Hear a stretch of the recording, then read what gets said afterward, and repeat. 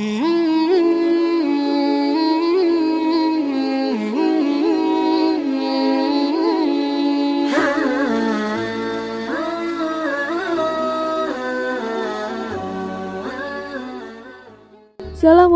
warahmatullahi wabarakatuh.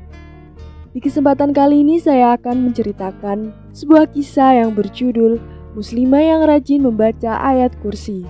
Imam Al-Ghazali menceritakan seorang saudagar Bani Ka'ab sampai di Basrah untuk berniaga. Sesampainya di tempat itu, dia tidak menemukan penginapan kecuali sebuah rumah yang telah usang yang didiami oleh laba-laba. Dia pun menemui orang yang mempunyai rumah tersebut dengan maksud hendak menyewanya. Pemilik rumah pun berkata, "Lebih baik selamatkan dirimu, karena di dalam rumah itu tinggal jin ifrit sebagai tempat tinggalnya. Banyak orang yang telah diganggunya, ada juga yang mati karena dicekik." Saudagar itu berkata, "Biarlah, aku dengan Allah yang memberi pertolongan kepadaku." Si pemilik rumah pun mengizinkan saudagar itu tinggal di tempat itu. Pada suatu malam, tampak sebuah sosok berwarna hitam, tubuhnya besar dan panjang. Matanya laksana bola api yang menyala-nyala. Sosok itu menghampirinya. Saudagar itu segera membaca ayat kursi. Kemudian ifrit langsung terdiam. Suasana sunyi senyap. Saudagar itu pun membaca lagi berulang-ulang. Tak berapa lama kemudian, suasana yang sebelumnya muram dan gelap bertukar menjadi cerah dan benderang. Saudagar itu lalu masuk ke sebuah bilik lalu tidur dengan nyenyak. Pada pagi harinya, ia melihat di sebuah sudut rumah bekas kebakaran dan ada abu yang tersisa. Saat itu pula terdengar jeritan, "Hai manusia, engkau telah membakar ifrit yang besar." Saudagar itu pun bertanya kepada suara gaib itu, "Apakah aku yang telah membakarnya?" "Ya, engkau telah membakarnya dengan kalimat Allah." Kisah di atas menunjukkan salah satu fadilah dari ayat kursi. Selain itu, mengusir kejahatan jin dan syaitan, ayat-ayat kursi dapat diamalkan sebagai pelindung dan pembuka pintu rahmat, penyembuhan berbagai penyakit, mengundang berkah, mempercepat keinginan, dan membawa pengamalan masuk ke dalam surga. Ayat kursi merupakan ayat yang paling utama dalam kitab Allah. Imam Ahmad bin Hambali meriwayatkan dari Ubay bin Ka'ab, sesungguhnya Nabi SAW bertanya kepada Ubay, "Ayat apakah di dalam Al-Quran yang paling agung?" Ubay menjawab, "Allah dan Rasulnya yang paling tahu." Nabi mengulang-ulang pertanyaan itu. Kemudian bersabda, yaitu ayat kursi. "Hai Abu Mudzir, kegiatanmu mencari ilmu akan melemahkanmu.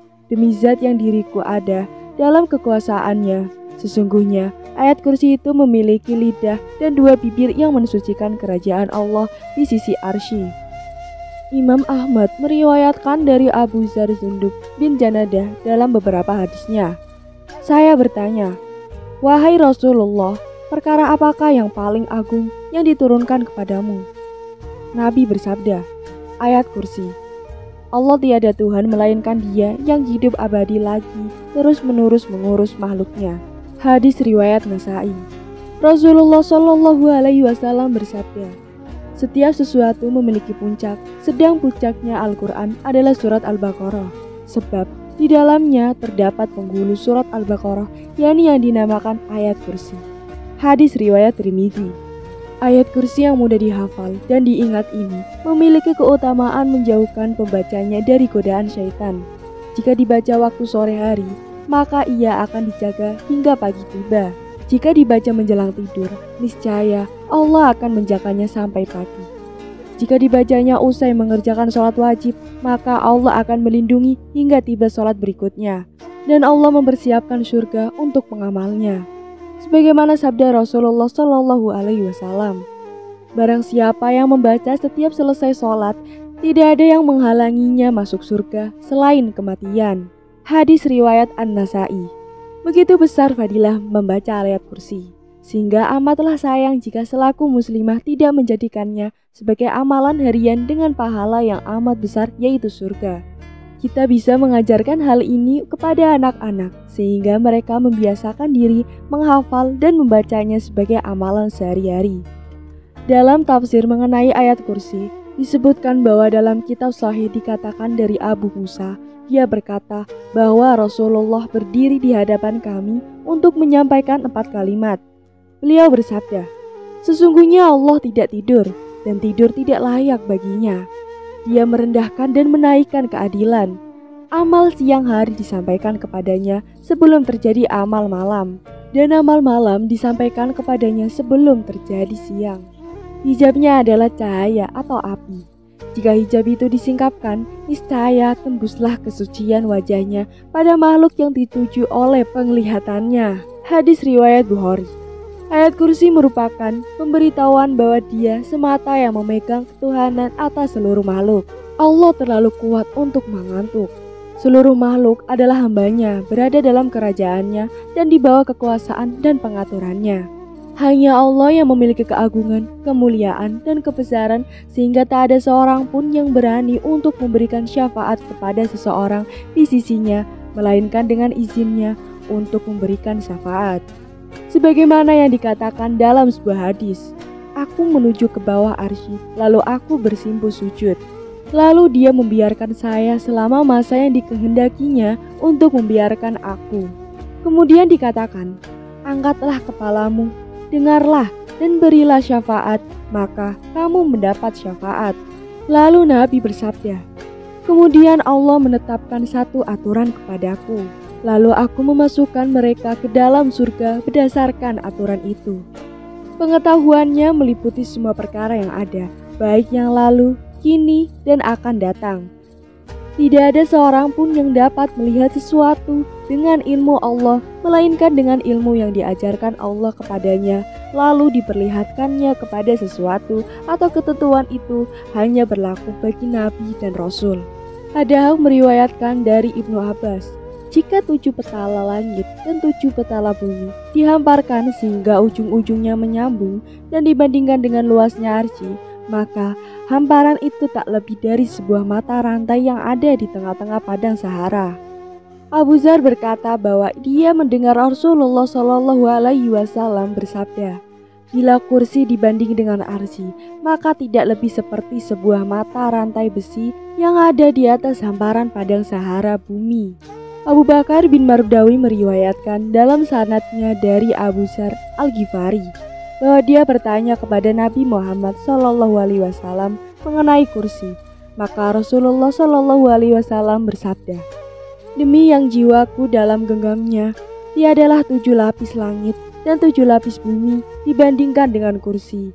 Adalah tidak lepas dari seutas tali yang terbuang dari tanah tak bertuan atau gurun.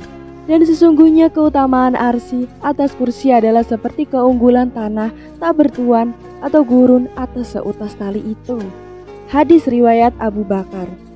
Dia tidak merasa berat dan kewalahan dalam memelihara langit, bumi, makhluk yang berada pada keduanya, dan makhluk yang ada di antara keduanya.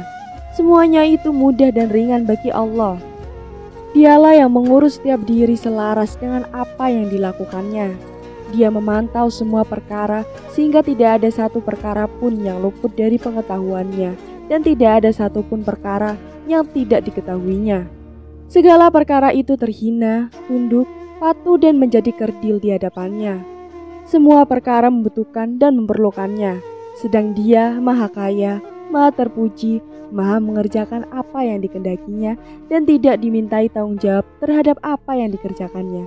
Sebaliknya, merekalah yang diminta tanggung jawab, yang maha menguasai segala sesuatu, yang maha memperhitungkan segala perkara, yang maha mengawasi, maha tinggi dan maha agung.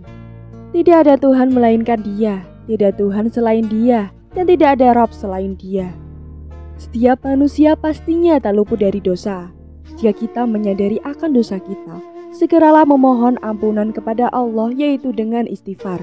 Istighfar adalah memohon ampunan kepada Allah SWT yang berisi pengakuan seorang hamba bahwa tiada yang patut disembah dalam kehidupan ini kecuali Allah. Allah telah menganugerahkan samudera kenikmatan. Allah senantiasa memberikan perlindungan dalam setiap nafas dan gerak manusia. Sebagai manusia biasa pun, kita wajib mengakui seluruh dosa dan memohon ampunan kepadanya.